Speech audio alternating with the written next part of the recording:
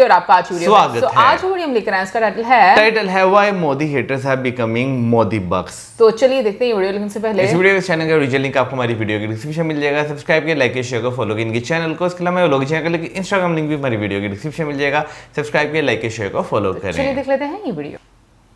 विक्रांत मैसी हिंदी फिल्मों में काम करने वाला एक चर्चित नाम, जो अपने बांध देने वाले अभिनय से चर्चा में रहते हैं। वो आजकल एक नई चीज से चर्चा में बने हुए हैं। लोग उन्हें मोदी भक्त कह रहे हैं। लोग कहते हैं मुसलमान खतरे में, कोई खतरे में नहीं, सब सही चल रहा है। परंतु यही विक्रांत मैसी पहले नरेंद्र मोदी के घनघोर विरोधी के रूप में जाने जाते थे और इस विरोध में भगवान राम तक पर कटाक्ष किए गए हैं। एक प्रोपेगेंडा मूवी बनाई गई है, हार्डकोर नेशनलिज्म, गाना लगा दिया गया राम जी के नाम से, आगे भी हजारों मारे गए। 59 लोगों को जिंदा जला दिया गया और उनके बारे में किसी ने बात नहीं की। तो फिर ये लाल सलाम से जय श्री राम तक का जो बदलाव है वो कैसे आया? तो मेरा ये मानना है कि आज जो हिंदू है वो अब उसको फाइनली जाके एक पोजीशन मिली है जहां पे वो अपनी आइडेंटिटी की मांग रख रहा है अपने ही देश में। क्यों अचानक एक मोदी विरोधी को मोदी भक्त कहा जाने लगता है? क्या विक्रांत मैसी अकेले ऐसे व्यक्ति हैं जिन्होंने ये बदलाव अनुभव किया है? और क्या इस बदलाव पर विश्वास किया जा सकता है? जानने के लिए वीडियो को अंत तक देखिए और चैनल को सब्सक्राइब कर लीजिए।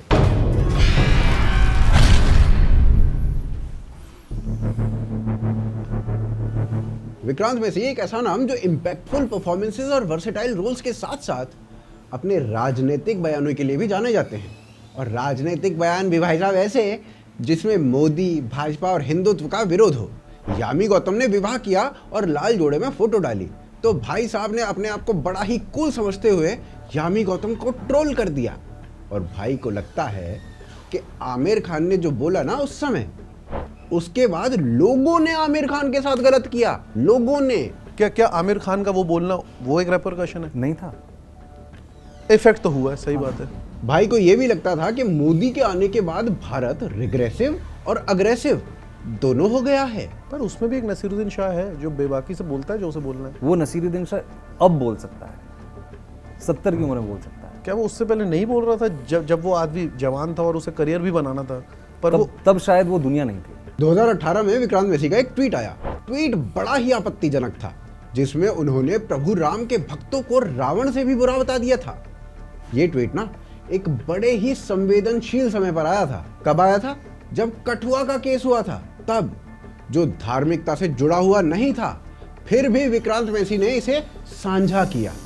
इसके बाद इन्हें आलोचना का सामना भी करना पड़ा, क्योंकि इसे संवेदनहीनता और हिंदू भावनाओं को ठेस पहुंचाने के रूप में देखा गया था। यह आलोचना ना बड़े लंबे समय तक बनी रही थी और केवल 2019 में ही इन्होंने उस समय के लिए जो इन्होंने ट्वीट किया था 2018 में, उसकी माफी 19 में मांगी। उन्होंने कहा, मैं हिंदू भावनाओं को ना आहत नहीं करना चाहता था, पर वो अनइंटेंशनली हो गई। फिर देश में आया कोविड, लॉकडाउन भी लगाया गया। अब अकेले भारत में तो कोविड आया नहीं था, अकेले भारत में तो लॉकडाउन लगा नहीं था, पर इन भाई साहब ने केवल भारत के लॉकडाउन को रिडिकुलस बोल दिया। लेकिन अब अचानक से भाई साहब के सुर कुछ बदले बदले से लग रहे हैं। भाई साहब ने मोदी की तारीफ कर दी और अब भाई साहब को मोदी विरोधी ट्रोल कर रहे हैं। पर मोदी के समर्थकों के गले भी ये बात नहीं उतर रही है कि जो आदमी इतने वर्षों से मोदी विरोधी रहा हो, वो अचानक से कैसे मोदी समर्थक बन गया। This is a historic third term, पूरा देश कह रहा है ये, एंड आई एम हियर। बहुत खुशी हो रही है इस बात की कि मैं जो शपथ ग्रहण समारोह है उसका हिस्सा बन पा रहा हूँ। यहाँ पर ना सरदार पटेल की वो स्पीच याद आती है कि कैसे एक दिन में हृदय परिवर्तन हो गया। बीजेपी क्रिटिकल से अब जो आप पर आरोप लग रहा है कि बीजेपी फ्रेंडली, जो चीजें मुझे बुरी लगती थी वो एक्चुअली बुरी है नहीं। लोग कहते हैं मुसलमान खतरे में, कोई खतरे में नहीं, सब सही चल रहा है। तो भाई यहाँ पर विक्रांत का कहना यह है कि वो देश के ना कई स्थानों पर घूमे और उन्होंने चीजों को बदलते हुए देखा।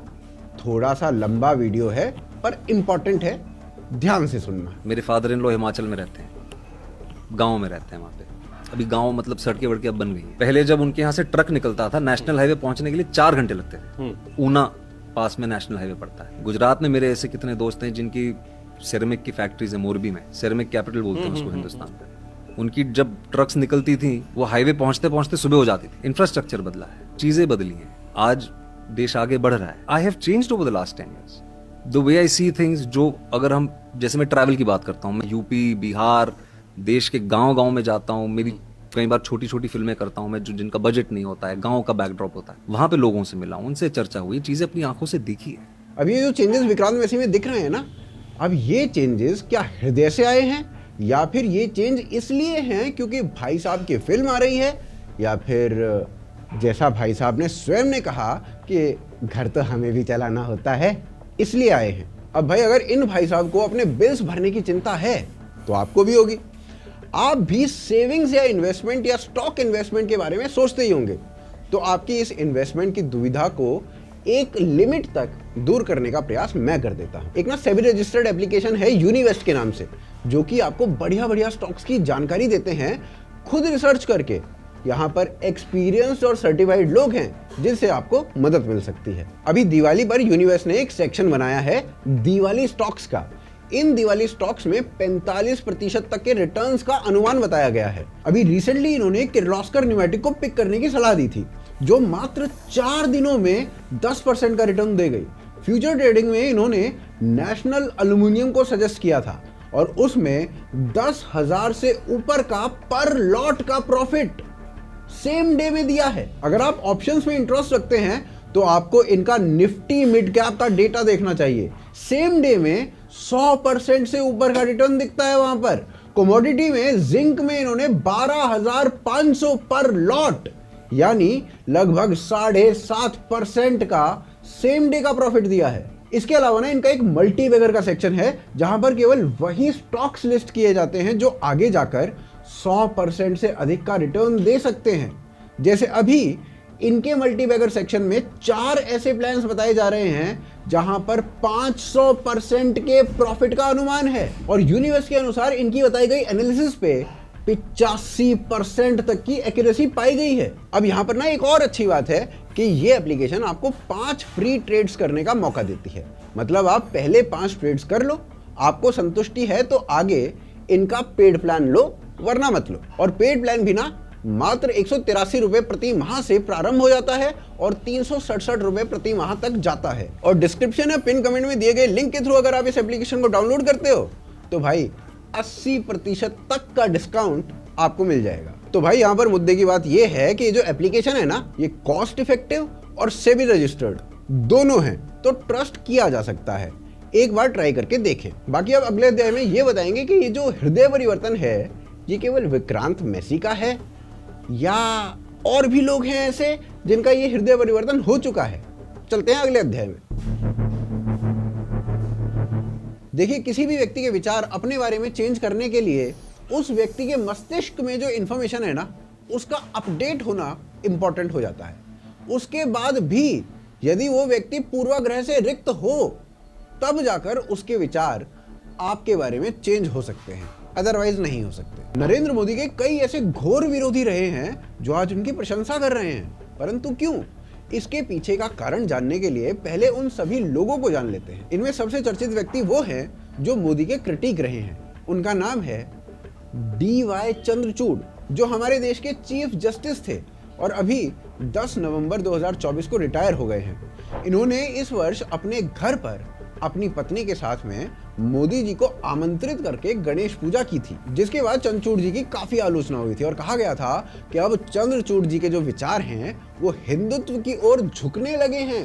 चंद्रचूड़ जी ने राम मंदिर के निर्णय के लिए भी भगवान से सहायता मांगी थी और ये स्वीकार भी किया था बाद में, जो कि लिबरल्स के बीच में ढंग से नहीं गया। Chief Justice of India DY Chandrachud on Sunday said he had prayed to God for a solution to the Ram Janmabhoomi Babri Masjid dispute and asserted God will find a way if one has faith.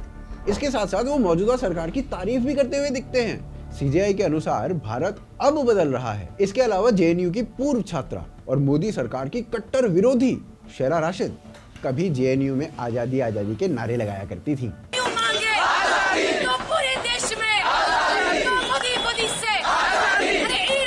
और वो लड़की आज नरेंद्र मोदी को राष्ट्रीय हित के लिए निस्वार्थ काम करने वाला व्यक्ति बताती हैं और कहती हैं कि मोदी जी राष्ट्रीय हित में किसी भी कठिन निर्णय को लेते समय अपनी लोकप्रियता तक का ध्यान नहीं रखते। Also, I've realized that the Honorable Prime Minister, the Home Minister, they are really selfless people who only care about the national interest. Modi ji के घनघोर आलोचक रहे पूर्व पत्रकार आशीष खेतान।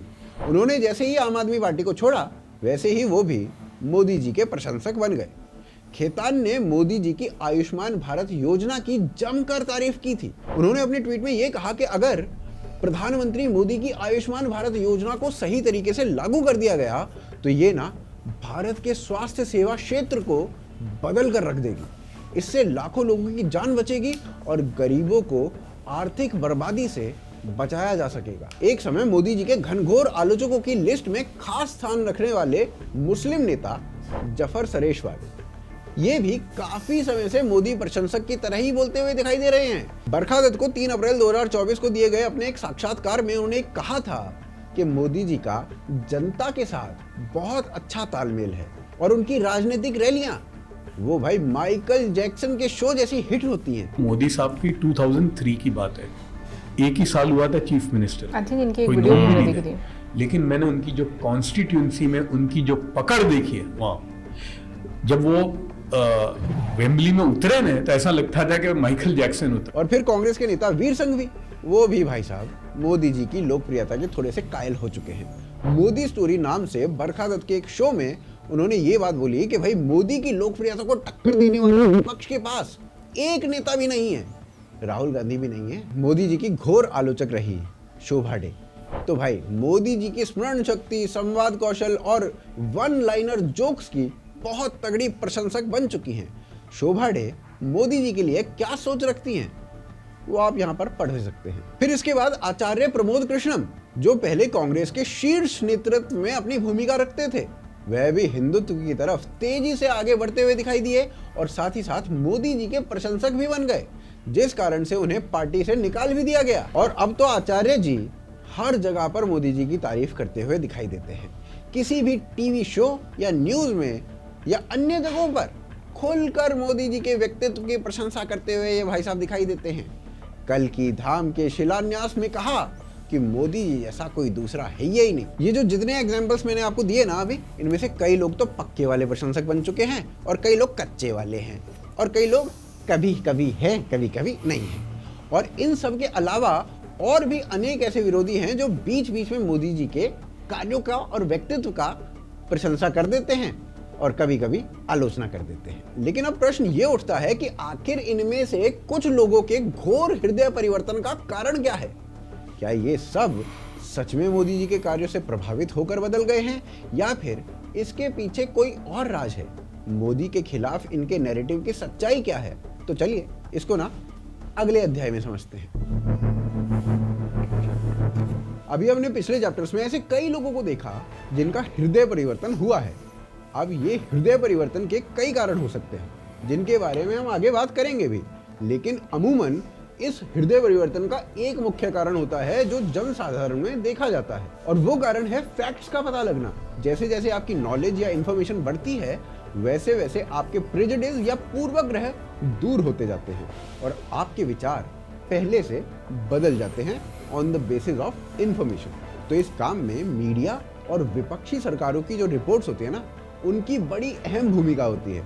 इसको ना कुछ एग्जाम्पल्स से समझते हैं। 2001 में केशुभाई पटेल को मुख्यमंत्री के पद से हटाने के बाद मोदी को गुजरात की कमान सौंपी गई। सत्ता संभालने के लगभग 5 महीने के बाद ही गोधरा रेल हादसा हो जाता है जिसमें कई हिंदू कार सेवक भस्म हो जाते हैं। इसके ठीक बाद फरवरी 2002 में ही गुजरात में सांप्रदायिक हिंसा भड़क उठती है। मोदी पर आरोप लगे कि वो इस हिंसा को रोक नहीं पाए और उन्होंने अपने कर्तव्य का निर्वहन नहीं किया। चौंकाने वाली बात यह थी कि के चंद महीनों के बाद ही जब दिसंबर 2002 में विधानसभा के चुनाव हुए तो मोदी ने जीत दर्ज की और वहां पर सबसे अधिक लाभ उन्हें उन क्षेत्रों में हुआ जो दो से सबसे अधिक प्रभावित थे। यही बात 2012 में फिर से सामने आई।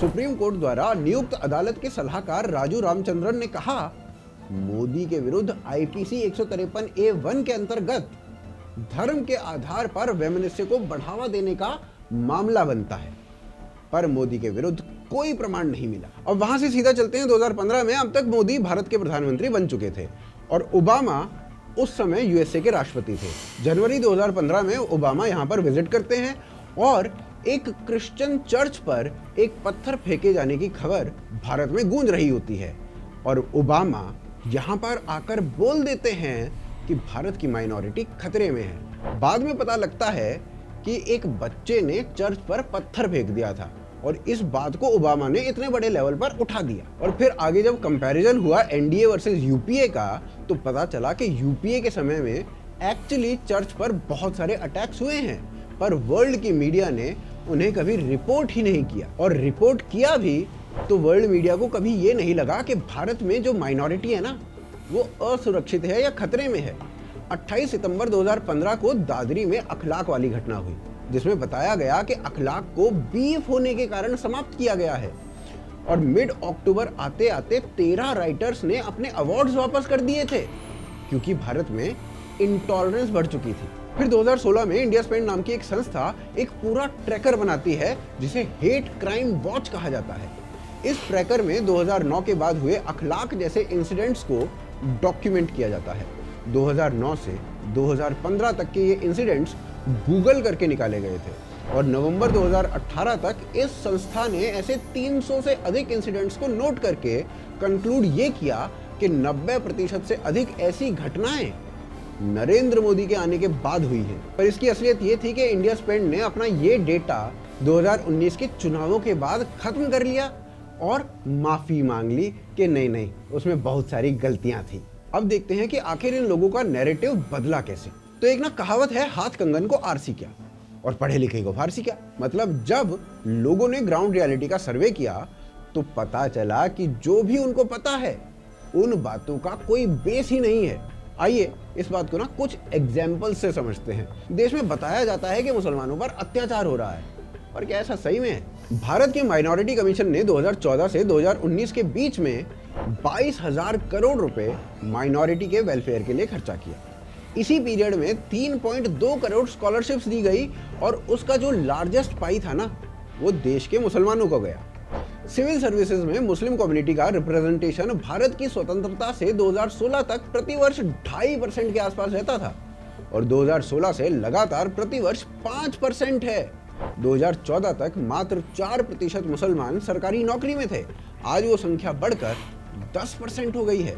2017 में कंपैरिजन किया गया था यूपीएससी के रिटन एग्जाम और इंटरव्यू स्टेज का, जिससे ये ज्ञात हुआ कि इंटरव्यू स्टेज में सेकंड लार्जेस्ट कम्युनिटी के लोगों को 13 नंबर अधिक दिए गए हैं बाकी सभी कम्युनिटीज के कंपैरिजन में।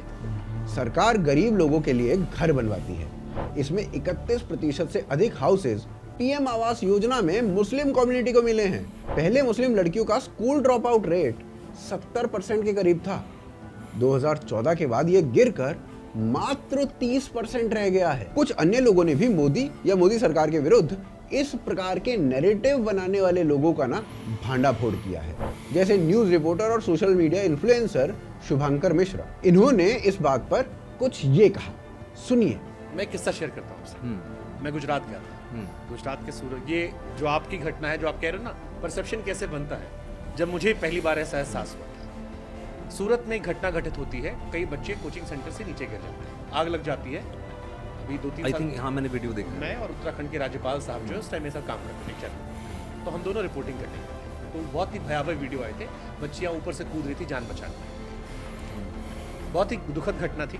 हम गए वहाँ, 2 दिन रिपोर्टिंग की हमने। जो कोचिंग सेंटर था सील हो गया, उसको उठा के लेके पुलिस चली गई।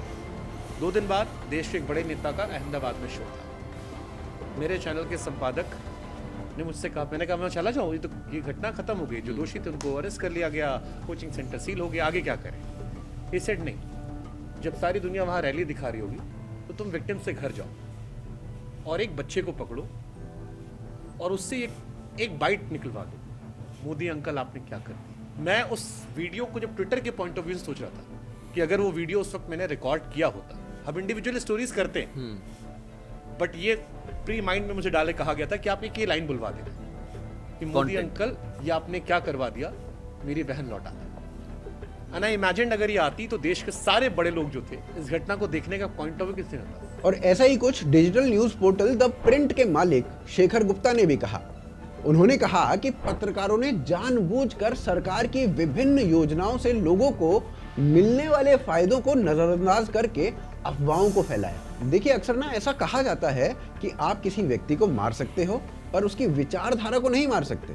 अब अगर ये बात सच है तो क्या ऐसे में लोगों की मेंटालिटी में चेंज वास्तव में हुआ है या ये केवल छलावा है या फिर केवल कुछ दिनों का नशा? आइए इसको ना अगले अध्याय में ढंग से समझते हैं। देखिए समय के साथ बदलाव आना ये प्रकृति की निशानी है, लेकिन जब ये बदलाव किसी की विचारधारा में आता है तब हमारा मस्तिष्क ये सोचने लगता है कि आखिरकार ऐसा क्या हुआ होगा जो इतना बड़ा परिवर्तन आ गया। विचारधाराएं तब बदलती हैं जब मनुष्य के दिमाग में जो इन्फॉर्मेशन थी किसी विषय के ऊपर वो अपडेट हो जाती है री इन्फॉर्मेशन से। वो इन्फॉर्मेशन जो मीडिया में नहीं है पर धरातल पर अवश्य है। विक्रांत मैसी के अनुसार उनकी जो इन्फॉर्मेशन है वो अपडेट हुई है। ये बीजेपी क्रिटिकल से अब जो आप पर आरोप लग रहा है कि बीजेपी फ्रेंडली, जो चीजें मुझे बुरी लगती थी वो एक्चुअली बुरी है नहीं। लोग कहते हैं मुसलमान खतरे में, कोई खतरे में नहीं। ऐसे ही शैला राशिद जो एक समय पर टुकड़े टुकड़े गैंग का हिस्सा हुआ करती थी, वो भी कहती हैं कि उनकी इन्फॉर्मेशन भी मोदी जी के बारे में अपडेट हुई है। Your sympathies were with the stone pelters at that stage? In 2010, yes. But today when I see, I'm much more grateful for today's situation because today it has become clear that Kashmir is not Gaza. Because Kashmir was just involved in this back and forth of protests and, sporadic incidents of insurgency, infiltration, all of those things. Somebody needed to break the ice, and for that I would like to credit the present government, especially the Prime Minister, the Home Minister. They've ensured a political solution to it, which is, I would say, bloodless. ये विक्रांत और शैला राशिद का अपना अपना version है उनके अपने अपने शब्दों में, पर जो ये बोल रहे हैं ये उनके मन मस्तिष्क में भी है या फिर नहीं, ये ना कोई नहीं बता सकता। विक्रांत मैसी की फिल्म आ रही है, गोधरा कांड के ऊपर वो फिल्म है, और शैला राशिद की भी पुस्तक राज्यपाल लॉन्च कर रहे थे। तो हो सकता है ये चेंज अपना लाभ देखते हुए भी किया गया हो, लेकिन ये चेंज अच्छा है। हिंदू अपनी आइडेंटिटी के लिए, अपने मंदिरों को पाने के लिए लड़ रहा है और उस लड़ाई के लिए कोई भी समर्थन अच्छा है। हृदय परिवर्तन होना कोई बहुत बड़ी बात नहीं है, हो जाता है। फेमस सिंगर और कवि पीयूष मिश्रा पहले कम्युनिस्ट हुआ करते थे और अब वो ना स्वयं बताते हैं कि कैसे कम्युनिज्म ने उनकी लाइफ के 20 सालों को बर्बाद कर दिया था। इस कम्युनिज्म ने उनसे सब कुछ छीन लिया और उन्हें समझ ही नहीं आया क्योंकि वो इस विचारधारा से ना कुछ अधिक ही प्रभावित हो चुके थे। लेकिन जब बाद में उन्हें अपनी गलती का एहसास हुआ, उन्होंने अपनी विचारधारा को बदलकर अपने जीवन को भी नया मोड़ दे दिया। यदि विक्रांत मैसी ने भी अपने जीवन में उस बदलाव को अनुभव किया है तो उन्हें बधाई, पर उनकी जिम्मेदारी है कि इस बदलाव को बनाए रखें और आपकी जिम्मेदारी ये है कि इस बदलाव को लोगों तक पहुंचाएं। शेयर करें इस वीडियो को, चैनल को सब्सक्राइब करें, साथ में जो वीडियो इस समय आपकी स्क्रीन पर दिखाई दे रही है उसे अवश्य देखें, और बाकी डिस्क्रिप्शन और पिन कमेंट में यूनिवर्स का लिंक दिया हुआ है, उसे देखना भी बिल्कुल ना भूलें। पुनः मिलते हैं अगले एपिसोड में। आप देख रहे थे आज की ताज़ा खबर।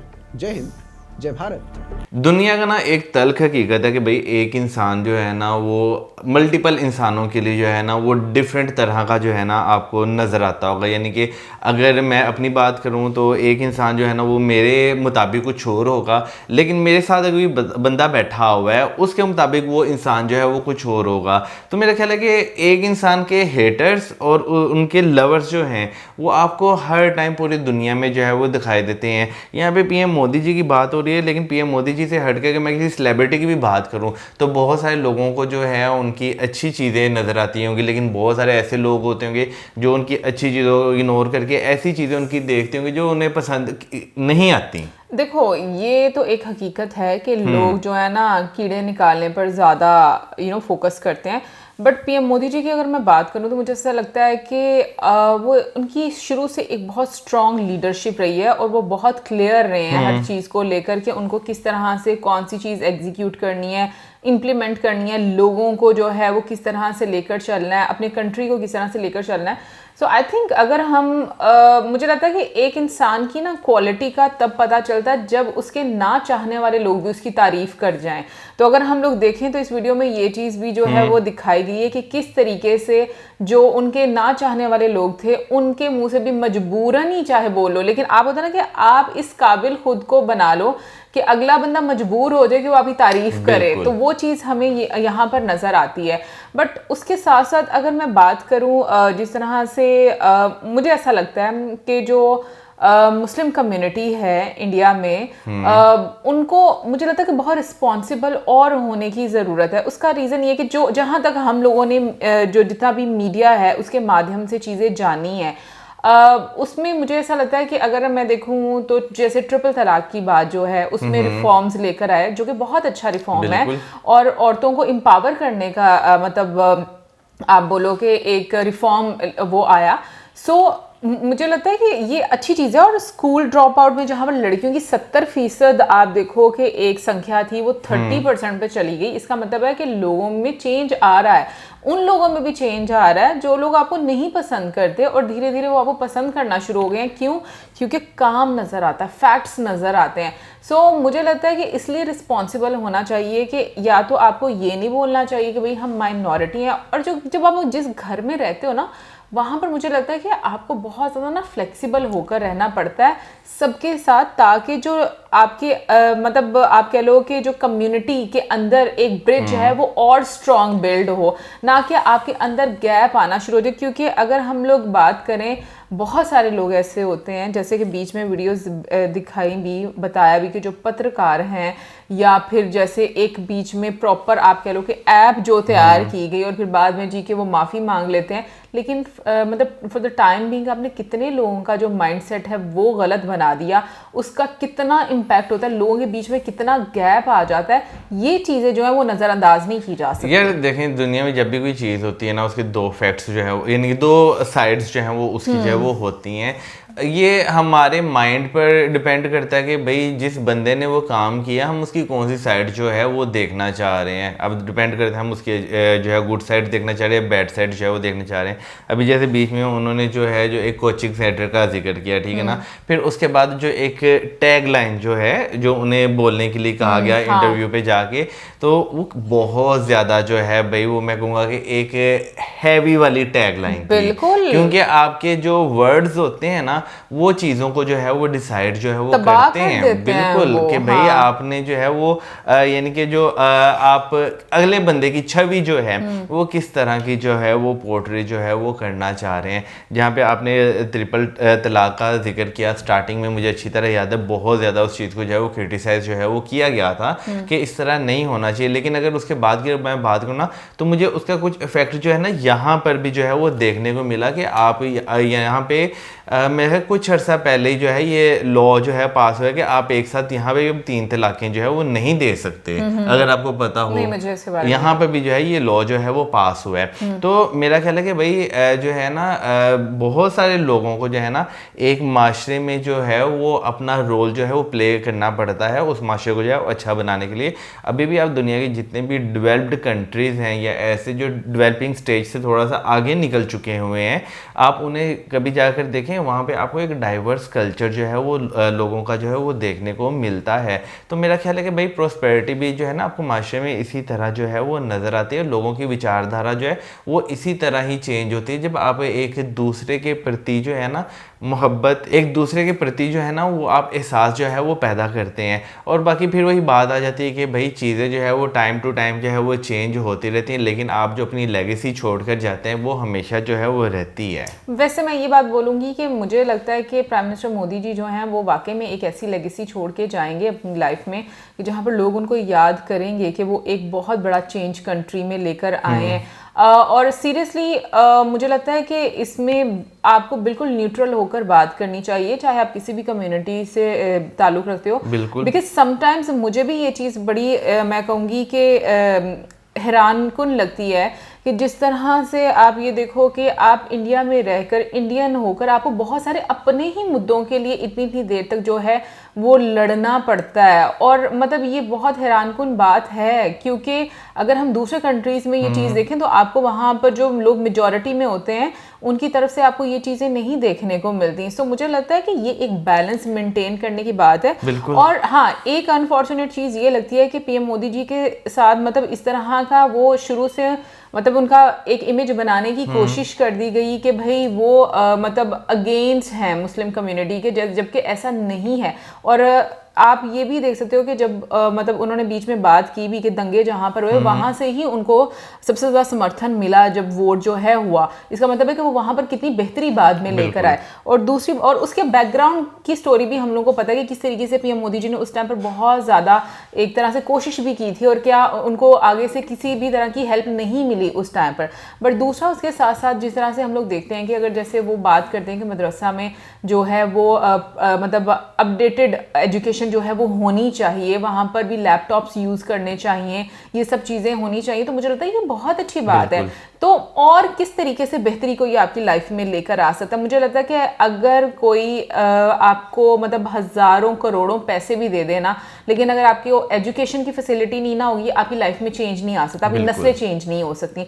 सो मुझे लगता है कि अभी जो एक्टर्स हैं या जो पत्रकार हैं या जो भी लोग इंक्लाइंड हुए हैं, मुझे उनका तो नहीं पता क्योंकि वाकई में आप किसी के दिल के बारे में जानते नहीं हैं, लेकिन मैं ये ज़रूर बोलूँगी कि फैक्ट्स अपने आप में ज़रूर बोलते हैं और एक टाइम में इंसान वाकई में हर किसी को खुश नहीं रख सकता। आप कभी आपको बहुत कड़े डिसीजंस लेने पड़ते हैं जब आपको अपनी कंट्री की बेहतरी के लिए, और मुझे लगता है अच्छा लीडर वही होता है जिसको हर किसी को खुश नहीं रखना होता, उसको अपनी कंट्री के लिए क्या बेहतर है वो चीज़ करनी होती है और आने वाले टाइम में लोग खुद ब खुद उससे खुश हो जाते हैं। बाकी कमेंट सेक्शन में आप ज़रूर बताइएगा कि आपका क्या कहना है। इसी के साथ हम like, subscribe, share, good bye.